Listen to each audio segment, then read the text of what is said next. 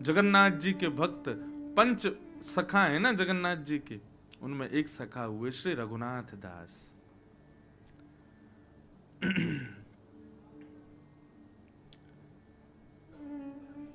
श्री रघुनाथ जी महाराज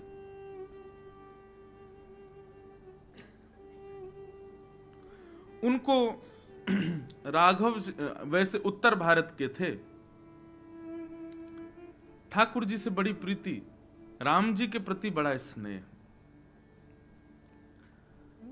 परंतु जब जगन्नाथ पुरी की ख्याति होने लगी सब जगह, ऐसा मेरा मानना है कि जितने भी ठाकुर हैं हमारे भारत में या पूरे विश्व में, सबसे ज्यादा उपासक यदि किसी देव के हैं तो वो श्री जगन्नाथ जी के हैं।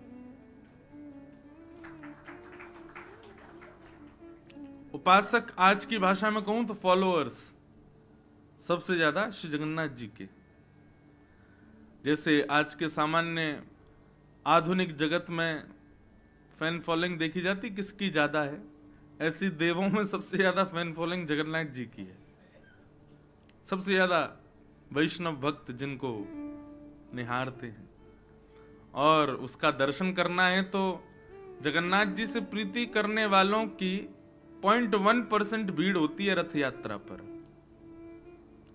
वो 0.1%, अगर आप विश्वास करो पूरे विश्व में रथ यात्रा होती है जब जगन्नाथपुरी में रथ यात्रा होती है। अगर सारे विश्व की रथ यात्राओं को आवाहन कर दिया जाए कि सब पुरी आ जाओ, कितनी भीड़ हो जाए पुरी में। कभी कभी मन में भाव आता है कि आधा समुद्र नप जाएगा, इतनी भीड़ होती है जगन्नाथपुरी में रथ यात्रा पर, केवल नीलाद्रिनाथ को देखने के लिए। तो जब ख्याति फैल रही थी सब जगह श्री जगन्नाथ जी की, तब श्री रघुनाथ दास जी यहां पधारे, राम जी के अनन्य उपासक। मैंने एक दिन एक बात कथा में कही थी कि वैष्णव की निष्ठा किसी भी देव में हो। कल एक माता जी मुझे मिली, वो बोली मैं देवी की बहुत बड़ी उपासक हूं, मुझे देवी निष्ठा बहुत है, मैं देवी की बहुत आराधना करती हूं। पर अभी मैं कथा पहली बार सुन रही हूं तो मुझे जगन्नाथ जी में भी बहुत स्मृति हो रही है। श्री कृष्ण, कहीं ये गलत तो नहीं? मैंने कहा मैया यही तो कथा मैंने सुनाई थी कि भेद क्यों मान रहे हो? जगन्नाथ जी का ही विलास है सब जगह। श्रीमद् भागवत में कथा आती है, जड़ भरत के सामने जब भद्रकाली प्रकट हो गई, जीव निकाल के लाल लाल हाथ में और वो तलवार आदि लेकर के, खप्पर लेकर के, जैसे ही भद्रकाली प्रकट हुई तो भागवत में वर्णन आता है, सहसोच्चाट देवी भद्रकाली जब प्रकट हुई तो जड़ भरत जी कहते हैं, वारे कन्हैया आज तो बड़ी लाल लाल जीव निकाल के आयो हैं, हाथ में तलवार लेकर के और हाथ में ऐसे, क्या अद्भुत स्वरूप है आपका। वो काली में भी कृष्ण को देख रहे थे। सब जगह ठाकुर जी का ही विलास है, चाहे वो गणेश जी हो, चाहे वो अंबा हो, चाहे शिव जी हो।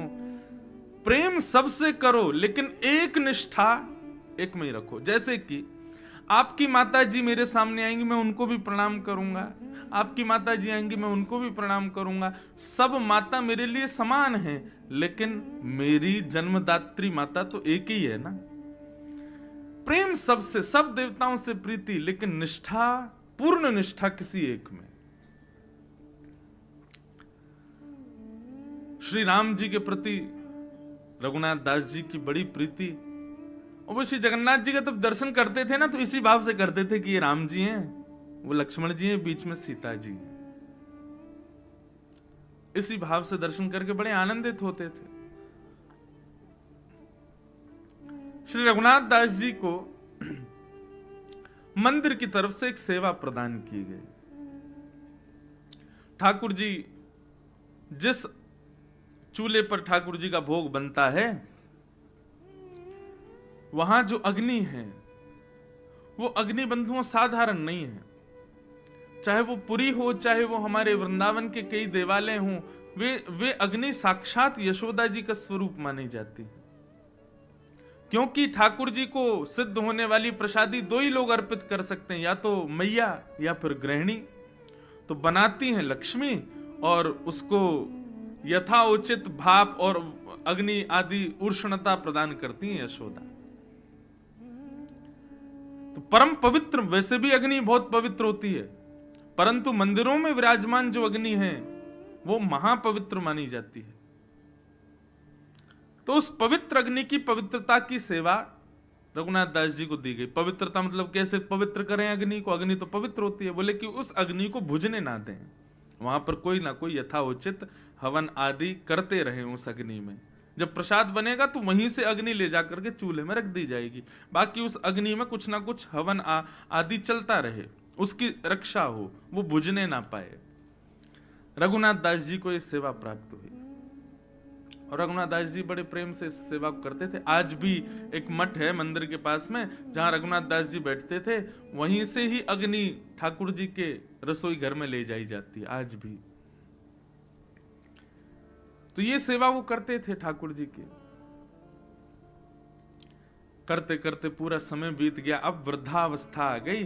तो रघुनाथ दास जी ने विचार किया कि अब मेरे प्राण कभी भी निकल सकते हैं। लेकिन एक बात कहूं बंधुओं, वैष्णव भक्त जब बहुत नाम साधक हो जाता है ना, तो उसको पता चल जाता है मेरे प्राण कब जाने वाले हैं।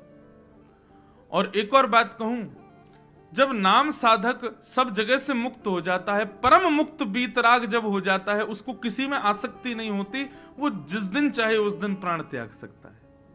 और कभी प्राण निकल भी रहे हो ना, तो वो मृत्यु देवी को रोक भी सकता है कि थोड़े क्षण रुक जाइए, मैं ये सेवा कर लूं, उसके बाद आप स्वीकार करना। ऐसी भी सामर्थ्य उसको प्राप्त हो जाती है। रघुनाथ दास जी ने सोचा कि अब समय है प्रस्थान का, अब वृद्ध हो गए, ज्यादा सेवा हो नहीं पाती। तो उन्होंने श्री जगन्नाथ जी के लिए आज मंदिर रसोई से अलग अपने यहाँ ही मीठे चावल बनाए और ठाकुर जी का केले के पत्तों का एक नवीन श्रृंगार बनाया। और उनका भाव था कि मैं इस श्रृंगार में जगन्नाथ जी को एक बार देख लूं, मेरे हाथ के बने मीठे चावल जगन्नाथ जी पालें, उसके बाद मैं अपने प्राणों का परित्याग करूंगा। लेकिन मंदिर में तो ठाकुर जी बंधे हैं कि जो रसोई में बनेगा वही पाएंगे, बाहर का तो कुछ पाते नहीं ठाकुर जी। और इसमें मैं आप सबसे भी निवेदन करूं, कभी भी किसी मंदिर में जाओ बंधुओं, दुकान से आप जो प्रसाद खरीदते हैं ना, वो वितरण के लिए रखो, लेकिन ठाकुर जी के भोग के लिए तो अपने घर से स्वयं बना के लाओ। ठाकुर जी भले स्वीकार करें ना करें, दूर से ही दिखा दो। लेकिन हम जब बाजार से खरीद के कोई सामग्री ठाकुर जी के सन्मुख लेके जाते हैं, तो आप विचार करो, आपने पेड़े खरीदे, आपसे पहले 10 लोग और खरीद गए, उन्हीं पेड़ों को ना जाने कितने लोग खा गए, अब उन्हीं में से शेष पेड़े आपने जाके जगन्नाथ, क्या वो भोग लगाएंगे? कभी नहीं। लेकिन आप अपने घर में पुण्य स्नान करके, बर्तन आदि धो करके, शुद्ध भाव से स्वयं कुछ भाव निर्मित करके तब ठाकुर जी को अर्पित करोगे, हजारों लोगों में से भी पीछे से भी दिखाओगे तो ठाकुर जी स्वीकार करेंगे। रघुनाथ दास जी को पीछे से दिखाने से संतुष्टि नहीं थी, तो गए पुजारी जी के पास, गए, जाके बोले भोग जगन्नाथ जी को पधरा दीजिए, और ये मैं कुछ श्रृंगार लाया हूं, ये ठाकुर जी को आप धारण कराओ। पुजारी जी ने विनम्रता से मना कर दिया, बोले भगवान, नियम है मंदिर का, यहां बाहर की प्रसादी ठाकुर जी को नहीं चढ़ाई जाती, बाहर का श्रृंगार ठाकुर जी को नहीं। प्रणाली में जो लिखा है, जैसा वर्णन है वैसा ही श्रृंगार होगा, और जैसा भोग प्रसाद ठाकुर जी आरोगते आए हैं वर्षों से वैसा ही पाएंगे। बाहर का कुछ भी यहां स्वीकार नहीं किया जा सकता। रघुनाथ दास जी बोले, हम इतने दिनों से जगन्नाथ जी की पावन पवित्र अग्नि की सेवा कर रहे हैं, हमको इतना सौभाग्य तो मिले कि हमारे हाथ की निर्मित वस्तु कुछ पालें ठाकुर जी। पुजारियों ने कहा, आपको सौभाग्य देंगे तो और भी सेवक हैं, वो भी आ जाएंगे कि हमको भी तो ये सौभाग्य, हमारे हाथ का भी लगाओ भोग, हमारे हाथ का भी पवाओ ठाकुर जी को, हमारा भी श्रृंगार कराओ। ये पक्षपात हम नहीं कर सकते, क्षमा करें रघुनाथ दास जी, परंतु आपका श्रृंगार और आपका प्रसाद ये ठाकुर जी को नहीं अर्पित हो सकता। वैष्णव का स्वभाव ज्यादा द्वंद्व में नहीं पड़ता, लड़ता नहीं है ज्यादा। रघुनाथ दास जी ने शीश से लगाया, बोले जैसी इच्छा जगन्नाथ जी, और लेकर के चले गए। रात्रि का ठाकुर जी का श्रृंगार हो रहा था, पुष्पों का श्रृंगार, गीत गोविंद पहन करके श्री जगन्नाथ जी बैठे थे। पुजारी जी सब श्रृंगार कर रहे थे, नियम से जो चलता है जगन्नाथ जी का वो चल रहा था। यहां रघुनाथ दास जी थोड़े से क्षुभित तो हो गए, नेत्रों से आंसू तो निकल गए कि मैं चाहता था कि एक बार ठाकुर जी को अपने श्रृंगार में देख लूं, अपने भोग को पधरा दूं, फिर प्राण त्याग दूंगा। लेकिन ठाकुर जी की शायद इसमें मंजूरी नहीं, राजी नहीं। तो उनके जो सेवित राघव जी थे, उनके सन्मुख जाकर के श्रृंगार रख दिया, रोने लगे। बोलो कोई बात नहीं राम जी, आप तो बड़े छोटे से हो, लेकिन ये श्रृंगार जगन्नाथ जी का अब आप ही धारण कर लो। बाहर बैठे श्री रघुनाथ दास जी रुदन करने लगे, तो भीतर श्री ठाकुर जी का बड़ श्रृंगार हो रहा था। जैसे ही शीश का श्रृंगार प्रारंभ किया, सब मालाएं उतर उतर के गिर जाएं, नाक की नतबेसर गिर जाए, सिर के फूल गिर जाएं। जगन्नाथ जी सेवा स्वीकार नहीं कर रहे।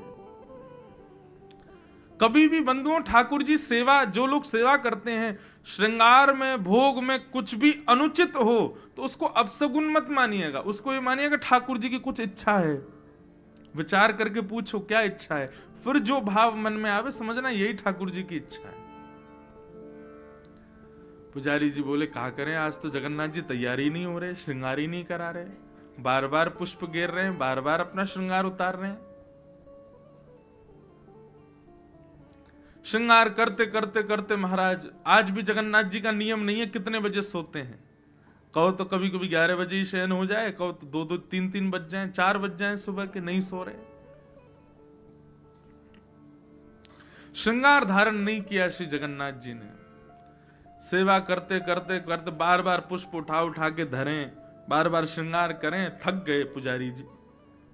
और कमर पे हाथ धरे धरे पुजारी जी को भी झपकी आने लगी, नींद आने लगी। जगन्नाथ जी क्या करें, आज तो ये सो ही नहीं रहे। बहुत सारे श्रृंगारी सब लगे थे। मुख्य पुजारी जो कि सब नियम से हो रहा है ये देखते रहते हैं, उनको नींद आ गई, बैठे बैठे अंदर ही गर्भगृह में सो गए। जैसे ही गर्भगृह में सोए, जगन्नाथ जी स्वप्न में प्रकट हो गए, रोने लगे। पुजारी जी बोले महाप्रभु क्या हुआ, आप रुदन क्यों कर रहे हो? बोले मुझे भूख लगी है बहुत जोर की। बोले भूख लगी है, इतना भोग तो अभी अभी धराया आपको, प्रेम से आपने इतना भात पाया, खिचड़ी पाई, सब प्रेम से आपने आरोगा है, और नियमानुसार जैसा आपको रोज भूख लगता है वैसा। बोले नहीं, आज मुझे इस भोग से निवृत्ति नहीं हो रही है, मेरी भूख शांत नहीं हो रही है, और आज मुझे श्रृंगार में भी सुख नहीं मिल रहा है। पुजारी जी बोले क्या करें आप बताओ। बोले आज मुझे मंदिर की प्रणालिका से पा रहे प्रसाद की इच्छा नहीं है, आज मुझे प्रणालिका से श्रृंगार की इच्छा नहीं है। आज मेरा मन है कि श्री रघुनाथ दास जी जो भात बना के लाए थे वही भोग लगाओ, और रघुनाथ दास जी जो श्रृंगार लेके आए थे वही श्रृंगार मेरा करो, तभी मुझे सुख मिलेगा। नहीं तो तुम सबको परेशान करूंगा, मैं रात भर नहीं सोऊंगा, और मैं अपनी पे आ गया तो तुम्हारे नियम फियम सब धरे रह जाएंगे, बिल्कुल श्रृंगार नहीं कर पाओगे मेरा। और तुम लोग जैसे ही गर्भगृह से बाहर जाओगे मैं किवाड़ भी बंद कर लूंगा, बंद होके बैठ जाऊंगा भीतर।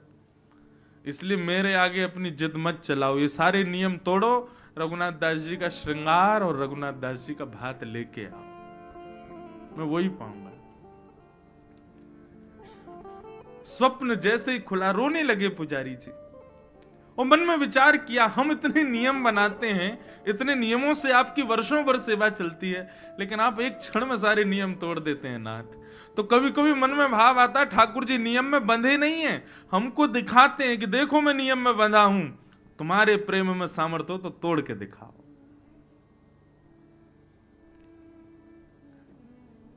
पुजारी दौड़े दौड़े रघुनाथ दास जी के पास गए और कहा लाइए भात, लाओ श्रृंगार। बोले नहीं नहीं आप नियम से करो। बोले भैया जब नियम जिसके लिए है वो ही तोड़ रहा है तो क्या करें। प्रेम किसे कहते बंधुओं, जो सब प्रकार की विधि विधानों को तोड़ दे, नियमों को तोड़ दे, मर्यादाओं को तोड़ दे, वो प्रेम है। रघुनाथ दास जी का श्रृंगार और हाथ का बना हुआ मीठा भात ठाकुर जी के लिए लेकर के गए, और जगन्नाथ जी को आज पहली बार प्रणालिका से विपरीत श्रृंगार किया, प्रणालिका से विपरीत प्रसाद पवाया। और आज सब पुजारियों को लगे कि श्री जगन्नाथ जी के मुख के अधर का जो मुस्कान है वो इतनी जोर से ऊपर उठ रही है कि आज तो मानो श्री जगन्नाथ जी के नेत्र भी छोटे हो गए, क्यों गाल ऊपर उठियाए हैं हंसी के मारे, इतने प्रसन्न हो रहे हैं। सब लोग दर्शन करने के लिए गए, लेकिन रघुनाथ दास जी दर्शन की इच्छा तो बहुत है, लेकिन विचार नहीं कर पा रहे कि मैं कैसे देखूंगा जगन्नाथ जी को, मेरे श्रृंगार में विराज रहे हैं आज। गरुड़ स्तंभ के पास जाकर के बैठे, हजारों लोग दर्शन कर रहे हैं, लेकिन वहीं बैठे बैठे रघुनाथ दास जी ने केवल एक झलक जगन्नाथ जी की देखी। आज अपने हाथ से बने हुए श्रृंगार में जब जगन्नाथ जी को देखा, बस देखते ही वहीं प्राण त्याग दिए और ठाकुर जी में विलीन हो गए।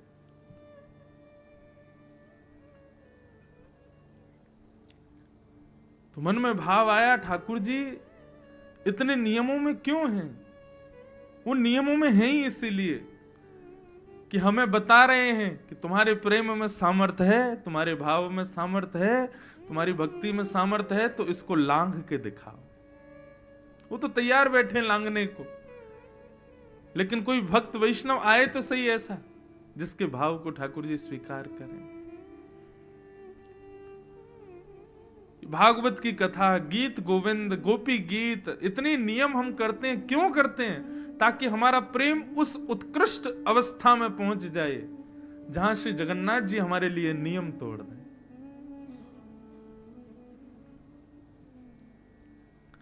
रथ रुकता नहीं है, लेकिन उन्हीं लोगों के लिए रुकता है जिन्होंने नियम तोड़वा दिए। साल्वेग के लिए रुकता है, और भी कई वैष्णव भक्त हैं जिनके लिए रथ रुकता है।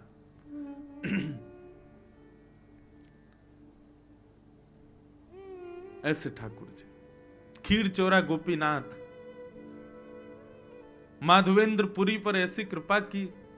एक महात्मा थे माधवेंद्रपुरी नाम के, वो भिक्षा नहीं मांगते थे, ऐसे अकिंचन महात्मा थे।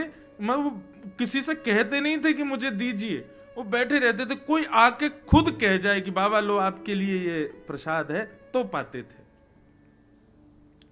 उनका नियम था, वो किसी से कहते नहीं थे कि मुझे प्रसाद दो या मुझे भिक्षा दो। कई बार तो 4-4 दिन तक कुछ नहीं मिलता था। वर्णन आता है कि 4-4, 5-5 दिन जब बीत जाते थे, तब किशोरी जी ही कोई गोपी बन के जाती थी, ठाकुर जी ही कोई ग्वाला बन के जाते थे। कभी दूध दियाते, कभी रबड़ी दियाते, कभी रसगुल्ला दियाते, कभी रोटी, बासी रोटी दियाते माधवेंद्र जी को, क्योंकि उनका नियम था, वो मांगते नहीं थे। विचार करो, स्वयं श्री जी जाती थी खीर लेकर के, दूध लेकर के, रसगुल्ला लेकर के, और कोई ऐसी दीनहीन सी गोपी बन के जाती कि बाबा को लगती पता ना कोई ऐसी कोई गोपी होगी ब्रज की, आ गई है दूध लेके, बाबा ले आओ पी लियो, दूध बचाओ घर को, लेकिन होती वो श्री जी थी। एक दिन जगन्नाथपुरी दर्शन का भाव बनाया और गोवर्धन से चलकर के माधवेंद्रपुरी दास जगन्नाथपुरी आ रहे थे। बीच रास्ते में बंगाल प्रांत में, बंगाल या उड़ीसा प्रांत में खीर चोरा गोपीनाथ, उड़ीसा में है बंगाल में, उड़ीसा में ही पड़ते हैं, बंगाल के पास पड़ते हैं, यहां से दूरी है। खीर चोरा गोपीनाथ, उनका नाम तो गोपीनाथ ही था, खीर चोरा तो बाद में पड़ गया। तो आज तक नियम है कि वहां 12 कुल्हड़ों में श्री गोपीनाथ जी को खीर का भोग लगता था, और जो मनोरथी भोग लगवाते थे सारा भोग उन्हीं को बांट दिया जाता था। माधवेंद्रपुरी जी जब दर्शन करने के लिए गए तो श्री गोपीनाथ जी का दर्शन किया। रात्रि शयन में 12 कुल्हड़ खीर का भोग रखा था। अब माधवेंद्र जी का स्वभाव नहीं था मांगने का कि प्रसाद भी ऐसे हाथ के, कोई पुजारी खुद ही कहते आओ प्रसाद ले जाओ तो ही मांगते लेते थे, अपने आप नहीं कहते थे। 3-4 दिन से सफर कर रहे भूखे प्यासे, गोपीनाथ जी के सामने जाके खूब नृत्य किया। पुजारी जी ने सारे मनोरथियों में खीर बांट दी, और खीर बांटने के बाद में मंदिर बंद कर दिया। माधवेंद्रपुरी जी भी वहां से प्रस्थान कर गए, बेचारे भूखे प्यासे एक वृक्ष के नीचे जाकर के बैठ गए। भजन कर रहे थे ठाकुर जी का, लेकिन भजन करते करते बार बार नेत्र खुल जाए, बार बार भजन रुक जाए। क्यों? भूख लग रही थी, लेकिन बोल सकते नहीं किसी से। गर्भगृह में बैठे गोपीनाथ जी को चैन नहीं आ रहा है, और गोपीनाथ जी सीधे पुजारी के स्वप्न में पहुंच गए और बोले कि मेरे एक परम भक्त माधवेंद्रपुरी आए हैं, वो बहुत तेज भूख लगी है उनको कुछ पवाओ। पुजारी जी बोले क्या पवाएं इतनी रात्रि का समय? बोले हमारा 12 कुल्हड़ का भोग लगता है खीर का। बोले हाँ, उसमें से एक खीर भोग बचा है, वही दे आओ। बोले कुछ नहीं बचा, मैंने सब बांट दिया मनोरथियों में। बोले तुमने 11 कुल्हड़ी बांटे हैं, 12वां कुल्हड़ हमने छुपा लिया था अपनी जेब में। मंदिर आओ, खोलो, हमारे विग्रह के गोजा में आकर के, गोजा बोलते हैं जेब को, बोले हमारे जेब में आकर के देखो एक कुल्हड़ रखा है छुपा हुआ है। पुजारी जी के नेत्र खुले, स्नान किया, अर्धरात्रि में ठाकुर जी का विग्रह गर्भगृह खोल करके जैसे भीतर प्रवेश किया, ठाकुर जी के गोजा में जैसे हाथ डाला, सोई कुल्हड़ में खीर रखी थी। तब पुजारी जी बोले वाह रे खीर चोरा, खीर चुरा ली, अपनी प्रसाद की खीर चुरा ली अपने वैष्णव के लिए। और जाकर के पुजारी जी ने वो खीर बाबा को दी। बाबा बोले रात में 3 बजे पुजारी जी आप कैसे? तब पूरा वृत्तांत बताया। बोले कि रोज ठाकुर जी का भोग लगता है और मनोरथियों में बांटा जाता है, लेकिन आप अकिंचन हो, किसी से मांगते नहीं। अब ये बात किसी को नहीं पता थी, लेकिन पुजारी बता रहा तो माधवेंद्र जी रोने लगे, आपको कैसे पता मैं किसी से नहीं मांगता? बोले ठाकुर जी बता रहे थे। बोले आपको भूख लगी है इसलिए ठाकुर जी ने आपके लिए खीर को अपनी जेब में छुपा लिया।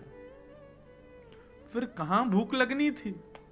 रोते रहे विरह से। बोले नाथ आपको पता है मेरा भाव, आपको, आप जानते हैं मुझको, मुझे इसी बात से इतनी प्रसन्नता है कि आप मुझे जानते हो। तब से गोपीनाथ जी का नाम पड़ गया खीर चोरा गोपीनाथ। अपने वैष्णव के लिए ठाकुर जी ने खीर चोराई। तो नियम इसलिए है ठाकुर जी का कि कोई प्रेम लक्षणा भक्ति से तोड़ के दिखाए, हट पूर्वक नहीं कि जबरदस्ती। इंद्रेश जी कथा में बोल रहे थे नियम में इसलिए ठाकुर जी की उसको कोई तोड़े। अब गर्भगृह में कोई जाने नहीं दे रहा जगन्नाथ जी के, हम कूद फांद के लड़ाई झगड़ा करके गेर के पुजारियों को घुसेंगे भीतर और सबको दिखाएंगे देखो हमने नियम तोड़ा। ऐसे नहीं, नियम तोड़ने का मतलब आप ना तोड़ो, आप प्रयास ना करो, ठाकुर जी प्रयास करें उसको तोड़ने का, उससे आगे आने का, उससे बाहर निकलने का। और श्री जगन्नाथ जी जितने नियमों में बंधे हैं उतने ही नियम तोड़ने में प्रसिद्ध हो रहे हैं। इनसे ज्यादा नियम किसी ने नहीं तोड़े। सब ठाकुरों में सबसे ज्यादा नियम तोड़ने वाले, नियम में रहने वाले भी श्री जगन्नाथ जी और नियम तोड़ने वाले भी श्री जगन्नाथ जी।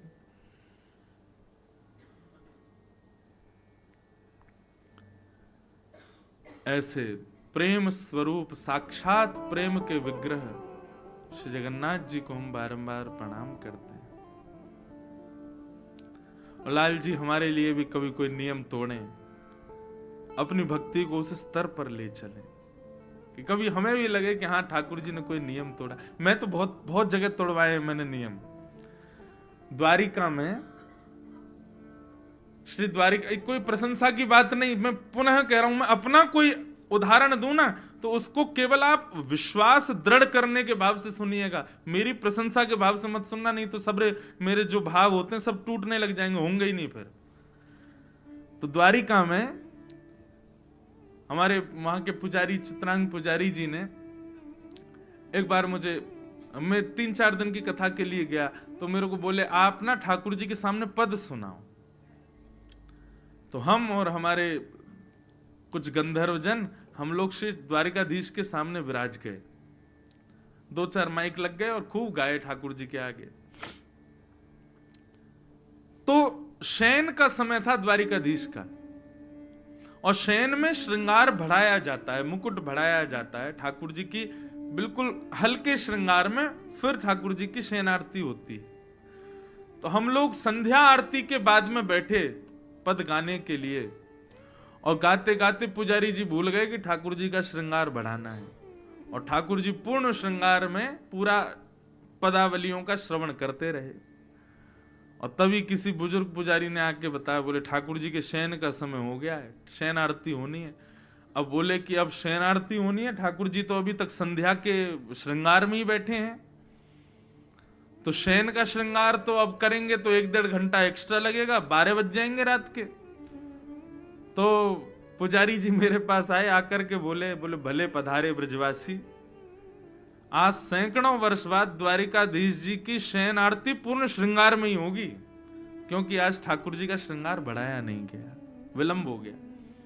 और कितने वर्षों बाद वो बता रहे थे, कभी कभी कुछ हुआ होगा, कभी कोई तूफान आदि के समय नहीं हो पाते, नियम टूट जाते हैं, लेकिन कितने वर्ष बाद बता रहे थे, बोले आज ठाकुर जी पूर्ण श्रृंगार में शयन करेंगे। क्यों?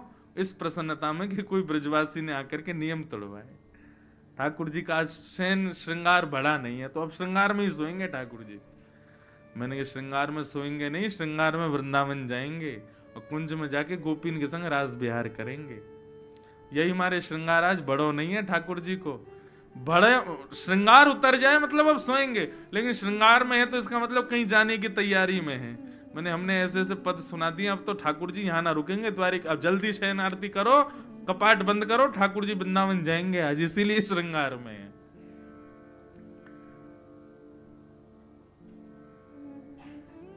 प्रेम लक्षणा भक्ति प्रकट तो करे कोई।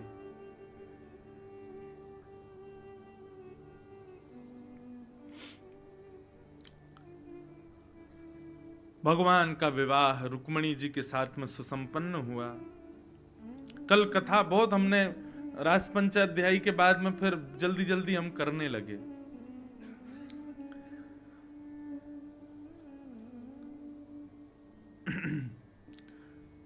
क्योंकि फिर मन में भाव आता है कि ज्यादा विलंब तक चलने वाला प्रसंग कहेंगे तो फिर जो क्रम के कुछ कल अतिथिगण आए थे फिर वो संभव नहीं हो पाता। मैं फिर उस भाव समाधि में पहुंच जाता, भाव साम्राज्य में आपको भी ले जाता कि ना आप उससे निकल पाते ना मैं, तो इसलिए फिर हम शीघ्र शीघ्र कह करके आगे बढ़े। तो कल रुक्मणी जी का सुंदर विवाह प्रसंग भी यहां हुआ। रुक्मणी जी के साथ में ठाकुर जी का विवाह हुआ, तो प्रश्न उठता है किशोरी जी के साथ क्यों नहीं हुआ? हमारी श्री राधा रानी, बंधुओं देखो, आप स्वयं से प्रेम करते हो, आप स्वयं से अत्यंत स्नेह करते हो, लेकिन स्नेह का तात्पर्य हमेशा विवाह नहीं होता। प्रेम का सदैव प्रतिफल विवाह नहीं होता। हम स्वयं को प्रतिबिंब में देख करके बड़े प्रसन्न होते हैं, अरे वाह कितने सुंदर लग रहे हैं हम, लेकिन उसके बाद भी अपने प्रतिबिंब से विवाह नहीं कर सकते। प्रेम कर सकते हैं। ऐसे ही श्री जगन्नाथ जी का प्रतिबिंब है किशोरी जी, हमारे द्वारिकाधीश का प्रतिबिंब है किशोरी जी, श्री वृंदावन बिहारी लाल का प्रतिबिंब है श्री राधा रानी। और प्रतिबिंब से स्नेह हो सकता है, प्रेम हो सकता है, विवाह संभव नहीं। विवाह के लिए विलग व्यक्ति का होना जरूरी है, अलग व्यक्ति का हमारे सामने होना जरूरी है। किशोरी जी ठाकुर जी से विलग थोड़े हैं, और जो विलग मानते हैं वो गलत सोचते हैं।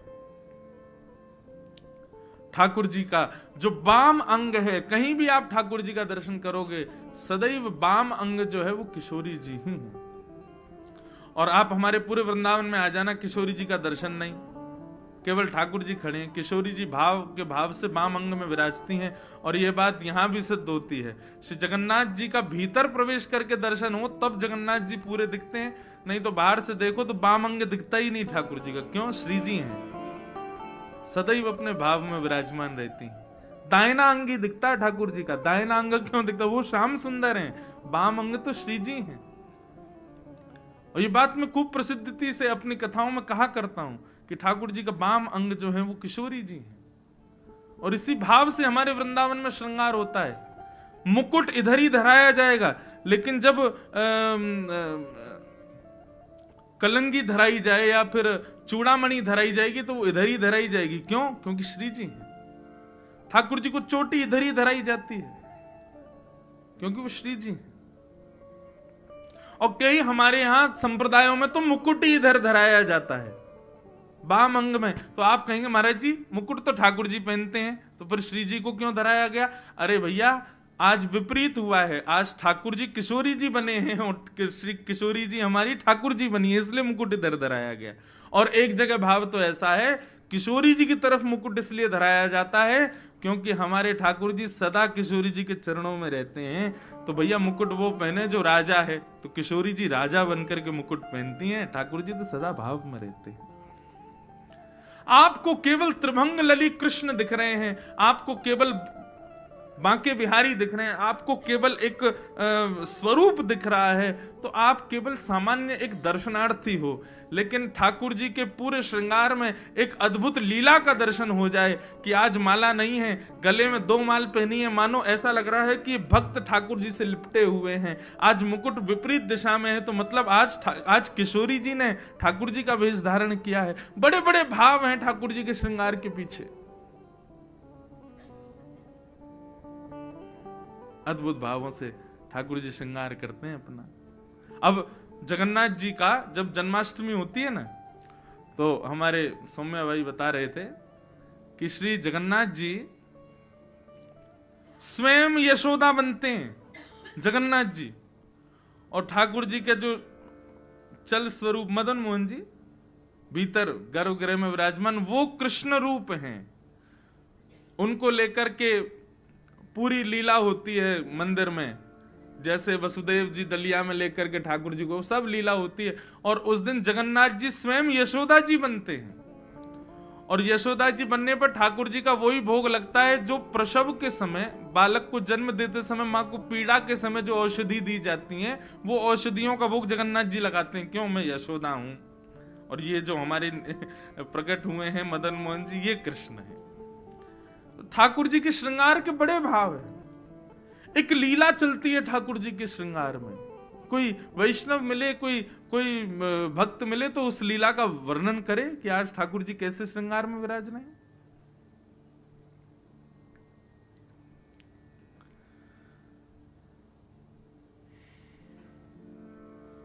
तो किशोरी जी से विवाह इसलिए नहीं हुआ क्योंकि कोई विलग नहीं है।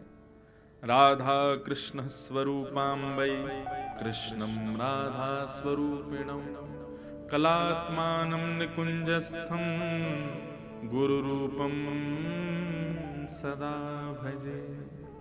दोनों में कोई अंतर नहीं है, सम्मिलित स्वरूप है। तो भगवान का विवाह विलग के साथ में हुआ, जो उनसे अलग है। कौन है? लक्ष्मी। किशोरी जी तो ठाकुर जी के संगी रहती है, लक्ष्मी जी के साथ में विवाह हुआ। वही लक्ष्मी द्वापर में रुक्मणी जी के रूप में प्रकट हुई और द्वारिकाधीश का उनके साथ विवाह हुआ। भगवान का विवाह हुआ, पूरे द्वारिका में आनंद मनाया गया ठाकुर जी के विवाह उत्सव का। अब थोड़ा कथा क्रम हम ले लें। आज की कथा जो है ये गृहस्थाश्रमियों के लिए है, जो गृहस्थाश्रम में रहते हैं। यहां बैठे लगभग सभी गृहस्थाश्रमी हैं। जो व्यवहार धर्म निभाते हुए भगवत भजन करते हैं उनको गृहस्थाश्रमी कहते हैं। तो गृहस्थाश्रम कैसा होता है, ठाकुर जी ने अपने गृहस्थ जीवन के भाव से हम सबको समझाया। बंधुओं, सबसे बड़ी तपस्या है गृहस्थाश्रम। सब त्याग करके हिमालय चले जाना, ये बड़ी बात तो है, त्याग इसमें बड़ा है, लेकिन सबके बीच में रहते हुए भगवत भजन करना, ये उस त्यागी से भी बड़ी बात है। अच्छा, एक बात बताओ, आपने 56 भोग मेरे सामने रख दिए और 56 भोग देख करके मेरी जीभ में तो पानी आ रहा है, लेकिन फिर भी मैं कह रहा हूं नहीं चाहिए, नहीं चाहिए, नहीं चाहिए, और मैं उसको स्वीकार ना करूं। ये बड़ी बात है कि 56 भोग सामने आकर के मेरी उसके प्रति कोई आसक्ति ही नहीं हुई और मैं कहूं कि मुझे नहीं चाहिए। बताओ दोनों में श्रेष्ठ क्या है? इच्छा होते हुए उसका त्याग कर देना ये बड़ी बात है कि इच्छा ही ना होना और तब त्याग करना ये बड़ी बात है। इच्छा ही ना होना, है ना? तो एक प्रकार से हम घर परिवार पत्नी बच्चे सबको छोड़ करके हिमालय पर चले गए। हमको उनको छोड़ना क्यों पड़ रहा है? क्योंकि उनके बीच में रहेंगे तो उनके प्रति आसक्ति हमारी बनी रहेगी। पत्नी बार बार दिखेगी, बच्चे दिखेंगे तो उनके प्रति हमारे भाव बने रहेंगे। इसीलिए हम उनको त्याग ही दिए, उनको छोड़ ही दिए, चले गए हिमालय पर। परंतु वो व्यक्ति कैसा जो सबके बीच में रहते हुए भी जगन्नाथ जी को याद करता है, सबके बीच में रहते हुए वृंदावन जाता है, सबके बीच में रहते हुए भी कथा सुनता है। बताओ श्रेष्ठ कौन? जो सबको छोड़ करके चला जाए कि सबके बीच में रह करके भी भगवत स्मृति करे?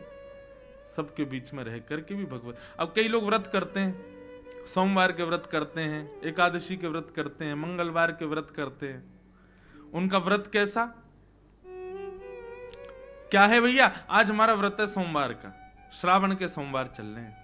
अच्छा, आप बगल में आए, आकर के दाल भात खाने लगे। देखो मेरे को दिखाओ मत, तो आप दिखाओगे तो मेरा मन करेगा खाने का। मेरे सामने मत खाओ, ये छेना पोड़ा मेरे सामने मत खाओ, ये खीर मेरे सामने मत खाओ। अरे भैया मत खाओ ना, मेरा व्रत है। ऐसे व्रत का क्या फायदा कि कोई और खा रहा है और आप बार बार उसके प्रति आकर्षित हो रहे हो? हे भैया कब सोमवार से मंगलवार हो, कब मैं खाऊं? मेरे लिए फ्रिज में रख देना, कल मैं खा लूंगा, कल मंगलवार है। ऐसे व्रत का क्या फायदा? कोई एहसान किया आपने ठाकुर जी के ऊपर? व्रत तो श्रेष्ठ वो मानो कि जब आपका व्रत हो, 56 भोग सामने हो और आप फिर भी आपके जीव में जरा भी जल ना आवे, बोले नहीं आज तो महादेव के लिए पूरा दिन व्यतीत है, कोई इच्छा नहीं, सामने 56 भोग रखें, उसके बाद भी सबको प्रणाम करें। व्रत। अच्छा, ये व्रत जगन्नाथपुरी में प्रवेश नहीं करता। यहां तो व्रत रखना अपराध माना जाता है। यहां तो अगर आप व्रत कर रहे हो तो अपराध है। यहां तो एक ही व्रत है क्या? यहां पे एक ही व्रत ले लो क्या? 24 घंटे में एक बार जगन्नाथ जी को देखना है, ये व्रत है यहां तो बस। इसके अलावा कोई व्रत नहीं। यहां तो सब व्रत टूटे पड़े। तो सबका त्याग करे तब भगवत स्मृति करे, ये श्रेष्ठ बात नहीं। लेकिन सबके बीच में रहते हुए भी, सबको निभाते हुए भी भगवत स्मृति करे, ये बड़ी बात है। तो उसी गृहस्थ आश्रम का आज प्रसंग बताया जा रहा है। तो भगवान का विवाह रुक्मणी जी के साथ में हो गया। रुक्मणी जी के विवाह के पश्चात भागवत में अब यहां कथा आती है स्यमंतक उपाख्यान। अब देख लो जितने भी लोग यहां बैठे हो, जो लोग गृहस्थ आश्रम के बाद अपने जीवन को कोसते हैं और ये विचार करते हैं कि हमारा जीवन ऐसा क्यों, हमारा जीवन ऐसा क्यों, इस प्रकार के विचार करते हैं। अब ठाकुर जी का जीवन सुनो। स्वयं पर ब्रह्म परमात्मा रुक्मणी जी के साथ में विवाह हुआ। तो द्वारिका में एक यादव रहता था, उसका नाम था सत्राजित यादव। उसके पास एक मणि थी, उसका नाम था स्यमंतक मणि। स्यमंतक मणि की विशेषता थी, वो हजारों किलो सोना रोज देती थी। भगवान ने जाकर के उससे कहा कि भाई एक अकेले तुम व्यक्ति, 2-4 तुम्हारे परिवार के लोग, हजारों किलो सोने का तुम क्या करोगे? सत्राजित ने कहा तो क्या करना चाहिए? भगवान बोले देखो नई नई द्वारिका नगरी बसी है, तुम एक काम करो, मणि हमारे कार्यालय में दे दो, इससे जितना सोना होगा उससे हम द्वारिका के लोगों का कर माफ कर देंगे, क्षमा कर देंगे। और तुम अपनी एक नियुक्ति बता दो कि तुमको कितना सोना चाहिए, हम रोज तुमको उतना सोना दे दिया करेंगे जितना तुम्हारी जरूरत में हो। हजारों किलो सोने का क्या करोगे? भगवान की बात ठीक थी, लेकिन सत्राजित ने भी कह दिया, बोले कि मेरी मणि, मेरा सोना, मैं कुछ भी करूं मैं नहीं दूंगा आपको। ठाकुर जी ने एक बार निवेदन किया, उसके बाद ठाकुर जी ने कुछ कहा नहीं। एक बार सत्राजित का छोटा भाई प्रसेन उस मणि को पहन करके नगर भ्रमण पर गया और सबको दिखाता हुआ, देखो हमारे पास स्यमंतक मणि, दिखाता हुआ जैसे वन में गया तो वन में एक शेर ने प्रसेन को मार दिया और मणि लेकर के शेर चला गया। शेर को एक भालू ने मार दिया और मणि लेके भालू चला गया। 4-5 दिन तक प्रसेन लौट करके नहीं आया तो भगवान द्वारिकाधीश पर कलंक लग गया। क्या? सब बोले प्रसेन कहां है, प्रसेन कहां है, प्रसेन कहां है? तो सत्राजित यादव ने कह दिया, द्वारिकाधीश उस मणि को मांग रहे थे, मैंने देने से मना कर दिया। अगले दिन मेरा भाई उस मणि को पहन करके गया तो द्वारिकाधीश ने उसको बंदी बना करके मणि को अपने पास रख लिया है। मेरा भाई बंदी बनकर के द्वारिकाधीश के यहां बैठा है। अब देखो इसमें ठाकुर जी ने कुछ नहीं किया, लेकिन ठाकुर जी के ऊपर आरोप प्रत्यारोप लग गया। किस लिए? ठाकुर जी स्वयं लीला करके हमको बता रहे हैं, वस्तु किसी की भी हो, कभी उसके प्रति लोभ मत करो। द्वारिकाधीश कहते हैं, हमने लोभ कोई गलत भाव से नहीं किया था द्वारिका के उत्थान के भाव से कि भाई ये मणि मिल जाए तो खूब सोना होगा। नहीं तो एक बात विचार करो, क्या द्वारिकाधीश को मणि की आवश्यकता है? लेकिन ये केवल हम सबको सिखाने के लिए ठाकुर जी ने किया। वस्तु किसी की भी हो, उसके प्रति कभी लोभ मत करो। स्वयं कमा लीजिए, स्वयं ले आइए, लेकिन किसी अन्य की वस्तु के प्रति कभी कोई भाव नहीं।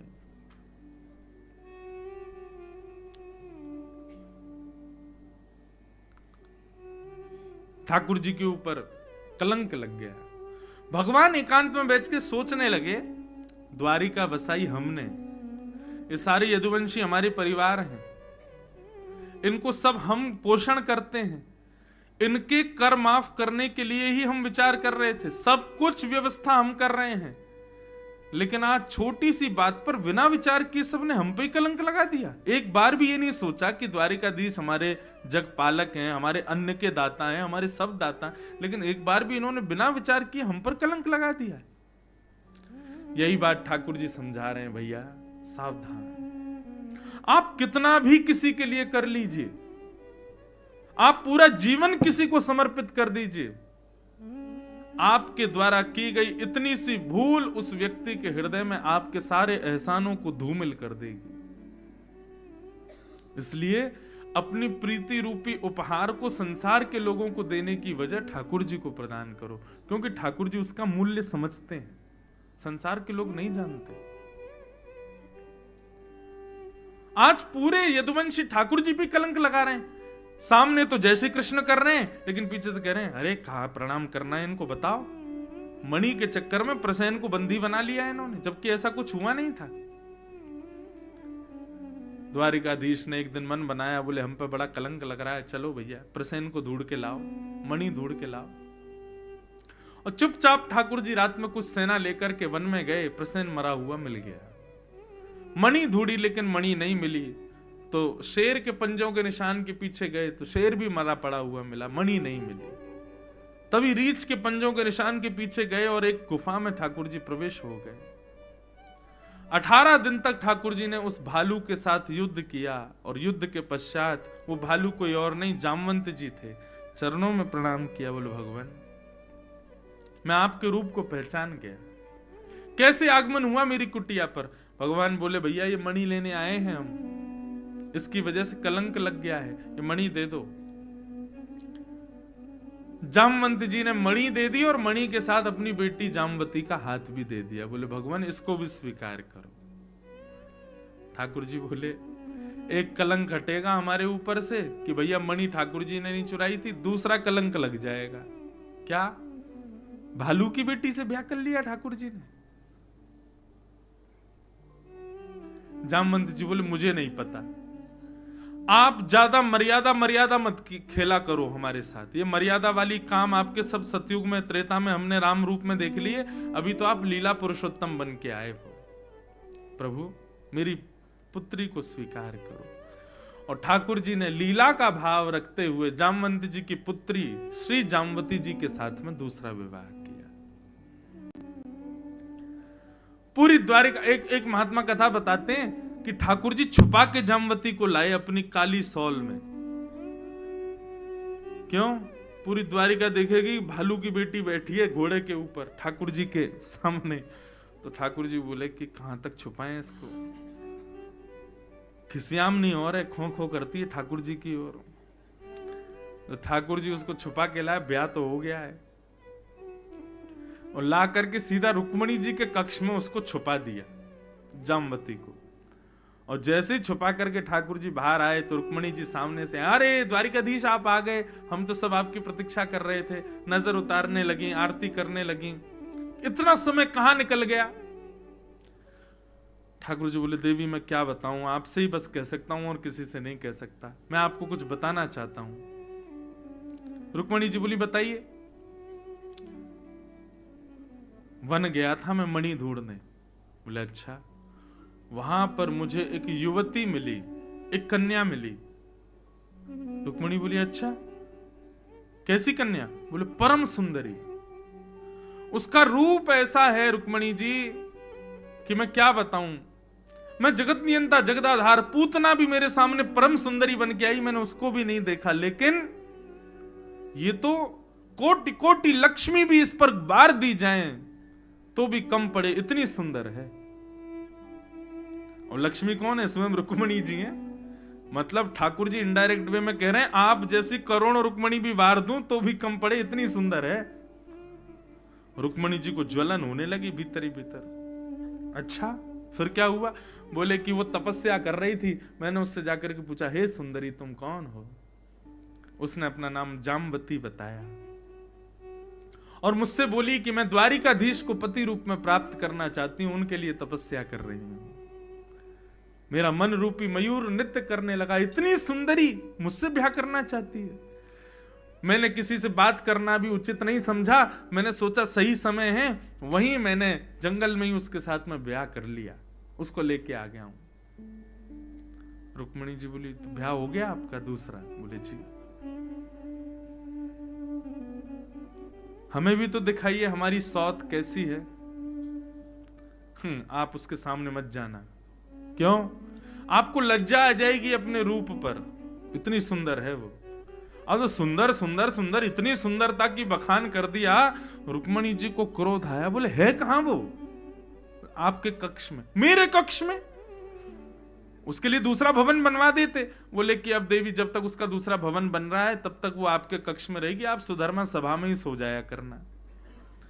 रुक्मिणी जी को तो इतनी जलन हुई, रुक्मिणी जी जैसे ही ठाकुर जी गए तुरंत बोले मैं उसके रूप को बाद में देखूं, मुझे लज्जा हो, इतना छोड़ना ही नहीं है। हाथ में जल लिया, श्राप दे दिया। बोले मेरे कक्ष में जो भी स्त्री है वो मुझसे एक गुण कम सुंदर हो जाए।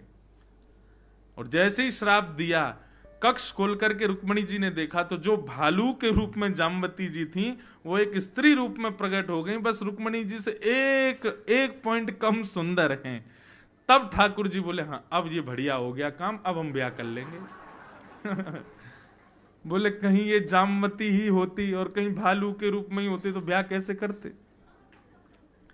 रुक्मिणी जी से बढ़िया काम करवा दिया ठाकुर जी ने। अब रुक्मिणी जी बोली देखो कौन सुंदर? बोले आप ही सुंदर हो, लेकिन बहुत बढ़िया हो गया, चलो अब इनसे ब्याह हो जाए। तो दूसरा ब्याह ठाकुर जी का, अब ये भागवत में नहीं है ये कथा, ये तो कोई महात्मा सुना रहे थे। ठाकुर जी का दूसरा ब्याह जाम्बती से हुआ। भगवान ने मणि ले जाकर के सारे द्वारिका को दिखाई, भैया देखो ये समंतक मणि। और जाम्बती जी ने गवाही दे दी कि ये प्रसेन को बंदी नहीं बनाया ठाकुर जी ने, प्रसेन को तो एक शेर ने मारा, उस शेर से मेरे पिताजी मणि लेके आए, मेरे पिताजी से ठाकुर जी मणि लेके आए। द्वारिका के लोग कान पकड़ के बैठ के बोले भगवान क्षमा कर दो, हमने आप पर आरोप लगाया। और अब द्वारिका के लोग उल्टे हो गए। अब सत्राजित को कोसने लगे, अरे तेने भगवान के ऊपर आक्षेप किया, भगवान के ऊपर गलत आरोप लगाया। अब तो उसका घर से निकलना मुश्किल हो गया। उसने विचार किया मैं कैसे इस आरोप से बचूं। उसने अपनी पुत्री सत्यभामा के विवाह का प्रस्ताव ठाकुर जी के आगे रखा। सत्यभामा बंधुओं भगवान से बहुत प्रेम करती थी बचपन से ही, लेकिन सत्राजित बड़ा धनवान था, उसको हमेशा पैज रहती थी मैं द्वारिकाधीश से सुंदर ज्यादा पैसे वाला और ऐसी एक नगरी बनाऊं। सत्यभामा ने जाकर के अपने पिताजी से कहा पिताजी मेरा विवाह द्वारिकाधीश से करा दो। बोले खबरदार उसका नाम मत लेना, उसके पिता माता का पता नहीं, कोई कहता है कि नंद यशोदा उसके माता पिता, कोई कहते हैं वसुदेव देव की उसके माता पिता, उसके पढ़ाई लिखाई का पता नहीं, कोई कहते हैं कि वो परब्रह्म है, कोई कहता मायावी है, कोई कुछ ऐसे के साथ में तुम्हारा विवाह नहीं करूंगा मैं। और जबरदस्ती सत्यभामा की सगाई सतधनवा नाम के एक व्यक्ति से करा दी थी पहले। लेकिन अब जब लगा सत्राजित को कि भाई मुझ पर बहुत आरोप प्रत्यारोप लग रहे हैं, सगाई ही तो हुई है बेटी की, ब्याह तो हुआ नहीं है, तो ब्याह करा दिया भगवान के साथ। सत्यभामा का मन तो पहले से ही था उसका, भगवान के साथ ब्याह करा दिया और ब्याह के दहेज में मणि लेकर के आया। वही मणि ठाकुर जी को देने लगा, लीजिए मणि। भगवान बोले हमको नहीं चाहिए, ले जाओ उसको वापस। इस मणि की वजह से मुझ पर कलंक लगा है, मुझे ये स्वीकार नहीं है, इसको ले जाइए। ठाकुर जी ने नहीं ली। लेकिन सत्यभामा का जो मंगेतर था जिससे सगाई हुई, सतधनवा, वो विवाह इसीलिए कर रहा था कि दहेज में मणि मिलेगी। देखो कितनी खतरनाक कथा है, पूरी मणि के पीछे सब भाग रहे हैं। वो इसीलिए विवाह कर रहा था कि सत्यभामा के संग विवाह करूंगा तो मुझे मणि मिलेगी। लेकिन ना तो विवाह हुआ और ना मणि मिली। सतधनवा ने मन में विचार किया कि पुत्री का विवाह तो हो गया भगवान के साथ, लेकिन ससुर जी पर मणि अभी भी रखी है, क्यों ना उसको चुरा लूं। मणि चुराने के लिए गया। रात्रि में युद्ध हुआ और युद्ध में उसने, सतधनवा ने सत्राजित यादव को मार दिया। भगवान के ससुर जी मार दिए। प्रातः काल का समय, ठाकुर जी अपनी स्वधर्मा सभा में बैठे थे, सभा को संबोधित कर रहे थे, तभी सत्यभामा रोती रोती आई। भगवान ने पूछा क्या हुआ, आप क्यों रो रही हो? तब उन्होंने बताया मेरे पिताजी का वध कर दिया। अपने ससुर जी की मृत्यु की बात सुनते ही ठाकुर जी बहुत रोए। इतना बिलक बिलक करके रोए कि महाराज फूट फूट करके रोए, लेट लेट करके रोए जमीन में। मेरे ससुर जी चले गए। केवल सत्यभामा के हृदय में प्रेम प्रकट करने के लिए ठाकुर जी रो रहे थे कि इसको लगे कि मैं उनसे बहुत प्रेम करता था। 2 दिन तक ठाकुर जी ने अन्न जल भी ग्रहण नहीं किया, इतना रोए। कमरे में चद्दर ओढ़ ओढ़ करके रोए। सत्यभामा बोली 3 दिन हो गए आपने कुछ पाया तक नहीं। बोले मेरे प्रिय थे, मेरे को पिताजी से भी ज्यादा प्रिय थे। मैं जानती हूं आपको बहुत प्रिय थे, लेकिन ठाकुर जी आपका ये विरह अब तभी दूर होगा जब मेरे पिता की मृत्यु का बदला आप लोगे। जाइए और जाकर के मेरे उसको सतधनवा को आप मार दीजिए जिसने मेरे पिताजी को मारा, और मेरी पिताजी की प्रिय मणि को वो चुरा के ले गया, आप उससे ला करके मुझे दे दीजिए। भगवान की चोरी उल्टी उन पे ही पड़ गई। ठाकुर जी तो चाह रहे थे कि सत्यभामा को लगे कि मैं कितना प्रेम करता हूं उनके पिताजी से, यहां तो उल्टा ही मैं फंस गया। अब सत्यभामा बोली आप जाओ युद्ध करके मणि लेकर के लाके मुझे दो। ठाकुर जी बोले मणि नहीं छोड़ रही मेरा पीछा। ये सब बात क्यों कही जा रही है बंधुओं? देखो लोभ, ठाकुर जी लोभ नहीं कर रहे, बस हमको सिखाने के लिए कि एक वस्तु के प्रति लोभ हुआ, वो घूम घूम करके ठाकुर जी के पास आ रहा है। कितना परेशान कर रहा है ठाकुर जी को। ठाकुर जी बलराम जी के साथ सतधनवा को मारने के लिए निकले, वन में जाकर के सतधनवा का वध कर दिया। लेकिन मणि सतधनवा के पास नहीं थी। मणि सतधनवा अक्रूर जी को देकर के भागा था कि आप इसको संभाल के रख लेना, मैं बाद में आपसे ले लूंगा। अब भगवान ने उसका सब टटोल करके देख लिया, मणि उसके पास नहीं थी। ठाकुर जी लौट करके द्वारिका आ गए, खबर सुनाई सत्यभामा को कि भैया सतधनवा को हमने मार दिया। सत्यभामा ने हाथ आगे किया, मणि? भगवान बोले उसके पास मणि नहीं थी, मैंने बहुत देखा लेकिन मणि मिली नहीं मुझे। तो सत्यभामा के हृदय में शक हो गया कि ठाकुर जी की पहले से ही नजर थी उस मणि पे, और ये मेरे पिताजी से पहले ही उस मणि को मांगने आए थे, तब से ये उस मणि को चाह रहे हैं। इनको मौका मिल गया है और इन्होंने सतधनवा को मार करके मणि अपने पास छुपा के रख ली है, ये मुझे बता नहीं रहे हैं। ठाकुर जी तो अंतर्यामी हैं, सब जानते हैं। ठाकुर जी मुस्कुराने लगे, बोले ये हमारी पत्नी है, हम पे ही शक कर रही है, हम पे ही संशय। और 1 वर्ष के लगभग सत्यभामा ने भगवान से बात नहीं करी, क्योंकि उसको लगता था कि मणि इन्होंने छुपा ली है। ठाकुर जी कहते हैं बंधुओं, यदि हम सत्य हैं तो हमको ज्यादा प्रमाण देने की आवश्यकता नहीं है। क्यों? ऐसा भी माना जाता है जो बहु प्रमाण प्रकट करता है ना, अपने आप को सिद्ध करने के लिए बहुत प्रमाण देता है। कभी कभी चोर ज्यादा प्रमाण देते हैं। लेकिन सत्य जो होता है ना, वो ज्यादातर शांत रहता है, वो प्रमाण नहीं देता। इसलिए आप यदि सत्य हो, आप यदि सच्चे हो, कोई गलत आपने नहीं किया, तो आपको ज्यादा प्रमाण देने की आवश्यकता नहीं है। लेकिन जो बहुत प्रमाण प्रकट कर देता, ये देखो मैंने नहीं किया, ये देखो मैंने नहीं किया, ऐसा देखो मैंने नहीं किया, वो इसको लावे उसको लावे, सबसे पूछवावे, बार बार बस यही कहे मैंने नहीं किया, समझो अति भक्ति चोरे लक्षण, अति भक्ति में चोर का लक्षण है। जो ज्यादा दिल्लर तुल्लर होते हैं, ज्यादा अपने आप को प्रस्तुत करते हैं, ज्यादा भाव दिखाते हैं, समझो कि उसके अंदर चोर है। ठाकुर जी ने कोई प्रमाण नहीं दिया, सत्यभामा नहीं बोल रही तो ठाकुर जी अपनी तरफ से प्रयास करते, उसके बाद भी नहीं बोलती तो ठाकुर जी उसको प्रमाण नहीं दे रहे हैं। बोले मैं गलत हुई नहीं, क्यों दूं प्रमाण? अपने मन में कुछ भी सोच लो। 1 वर्ष बाद एक ब्राह्मण द्वारिका आया, उसकी 10 उंगलियों में तो सोने की अंगूठियां और गले में महाराज सोने के इतने सारे आभूषण, सोने के बाजूबंद, सोने की पायल, सोने की कोंदनी। जैसे ही आया तो भगवान ने कहा, अरे वाह, आज हमारे द्वार पर कोई वैश्य आए हैं। उसने कहा मैं वैश्य नहीं हूं, मैं ब्राह्मण हूं। भगवान बोले ब्राह्मण का ये श्रृंगार नहीं है, ब्राह्मण कितना भी कर ले इतना स्वर्ण नहीं पहनता, ये तो वैश्य पहनते हैं, वैश्य के रूप से दिखता है। बोले महाराज परंतु ये स्वर्ण मुझे दक्षिणा में मिला है। भगवान बोले इतनी दक्षिणा किसने दी? बोले अक्रूर जी महाराज। बोले अक्रूर जी महाराज आपको नहीं पता, वो सैकड़ों ब्राह्मणों को रोज प्रसाद पवाते हैं, सोने की थाली, सोने की कटोरी, सोने की चम्मच, सोने के गिलास, और प्रसाद पाके सब ब्राह्मणों की थाली धो करके सब थाली कटोरी सब ब्राह्मणों को ही दे देते हैं, ले जाओ अपने घर ही, यही दक्षिणा है। भगवान बोले सोने के पात्र? बोले जी।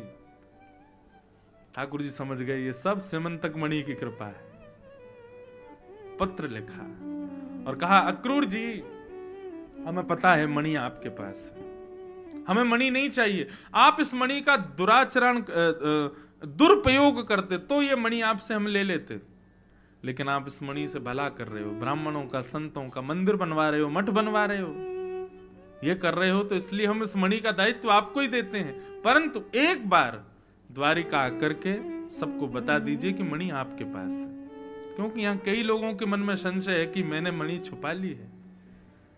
ये बात सुनकर के अक्रूर जी बहुत रोए। बताओ मेरे ठाकुर जी पर कलंक लग रहा मेरी वजह से। सब सभा के मध्य में आकर के अक्रूर जी ने मणि को दिखाया और बताया मणि मेरे पास है। जिनके मन में भी ये भाव है कि ठाकुर जी के पास रखी है वो क्षमा मांगो।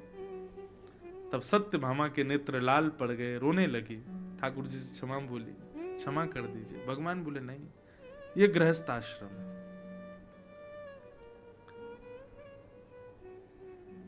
विष और अमृत। आज विष क्या है? अपमान ही विष है और बहुत सम्मान ही अमृत है। अमृत सब पीना चाहते हैं, सब चाहते हैं कि मेरा बहुत सम्मान हो, लेकिन अमृत पीने की इच्छा जिसमें रहती है ना वो देव है, लेकिन जो विष को धारण करे वो महादेव है। बंधुओं आपका बहुत सम्मान हो, आप उस सम्मान से अत्यंत प्रसन्न रहो, तो समझो कि अभी आप एक श्रेणी नीचे रहते हो, लेकिन कोई आपका अपमान कर दे उसके बाद भी आप परम प्रसन्न हो तो आप महादेव हो। अपमान को स्वीकार करो। क्यों? क्योंकि समाज के लोग आज आपको प्रेम दे रहे हैं, सम्मान कर रहे हैं, तो ये बात निश्चित है कि एक दिन अपमान भी होगा आपका। इसलिए हमारे पूज्य पिताजी महाराज, सदगुरुदेव भगवान सब कहते हैं भैया जितना हो सके सम्मान से बचो। इस व्यासपीठ पे बैठने के बाद बहुत सम्मान मिलता है, इतना सम्मान मिलता है कि इतने तो हम सम्मान में ही दबे रहते हैं भीतर। इसलिए मैं प्रयास करता हूं कि सम्मान की बेड़ियों के तोड़ के थोड़ा बाहर निकलूं, एक सामान्य बालक की तरह रहूं, एक सामान्य व्यक्ति की तरह जीवन निर्वाह करने का प्रयास करूं, खेलूं कूदूं, बच्चों की तरह रहूं। क्यों? क्योंकि बहुत सम्मान मिलने के बाद में एक अपने अंदर अहम आ जाता है कि हम तो ऐसे हैं, हम इससे नीचे आ ही नहीं सकते, हम तो इस नियम में हैं, इससे नीचे हम जा ही नहीं सकते। और यदि वो भावना हृदय में आ गई तो सदा सम्मान का भूखा व्यक्ति, उसी को ही सबसे ज्यादा अपमान लगता है। जिसको बहुत सम्मान की इच्छा होती है, अपमान भी सबसे ज्यादा उसी का ही होता है। लेकिन जिसको सम्मान की इच्छा ही नहीं है, उसका कोई जानबूझ के भी अपमान कर दे तो उसको पता नहीं चलता कि मेरा अपमान हुआ है।